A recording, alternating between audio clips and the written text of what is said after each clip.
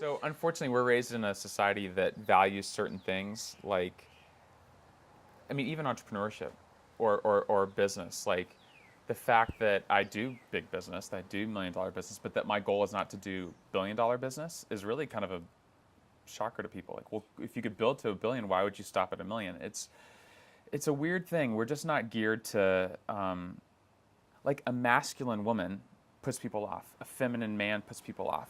But we're all human beings and have this broad spectrum, but we want to fit it into boys like blue and girls like pink. And it's done us a disservice in a broad space. So I think there are unique places and times where people can have the shelter to be let their freak flag fly. And Stop on that one. yeah.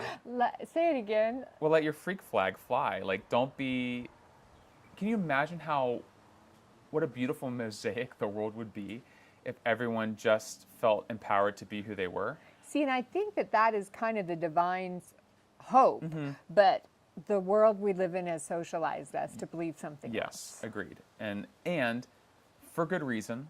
I mean, when you look at our evolutionary history, I mean, I'm a biologist. It's my undergrad degree. So I think even when I feel fear and feel love and feel excitement, I'm going, that's a gland in my brain going to encourage me to do something or run away from something. And so I'm very cognizant of the fact that we come through hundreds of thousands, if not millions of years of social conditioning that make us do the things we do for the sake of the greater good. If we all did our own willy-nilly thing, society would fall apart. So to some degree, we have to fight that balance of, we all need to sort of, to some degree, be indoctrinated that you have to follow the rules. Otherwise, people murder and rape and pillage and do all these things. So it's a balance of civil society versus I don't want to go to church. But you're the son of the son of a son of a son of a pastor, Christian, Muslim, Jew, whatever. That's not my calling. That's too bad.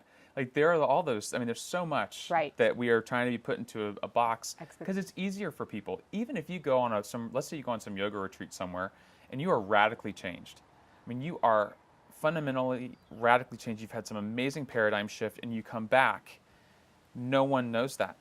They have all worked up to who you are because it's easier for them to think of you as this person, so they don't have to continue to spend time, effort, energy thinking about, oh, she said that, but that's different than what she would normally have said. Oh, no, she's still that same person. So, like, I've had opportunities where in 8th grade, I moved to a public high school, and in that summer, I had a big paradigm shift. So I started at that high school, and some of my friends from the previous school came, and I went from a class of maybe 100 to a class of 600. And I remember, like, the first day, I cracked some joke that the new kids thought was funny, and the old kids thought, oh, you're, this theater kid, like, you're not funny. And he was sitting in front of me, and I had this epiphany, like, no, I'm not going there. And I just punched him in the face, sitting in front of me in the class. And I'm not a violent person. It's the only time I've ever hit somebody. But I'm like, I'm not going to be that. I see that there's this opportunity for me. So I guess I did it before my mom telling me to, F that and do the 9 to 5. So there's been a couple times where I've had that ability to go, I need to make space for myself to be who I want to be.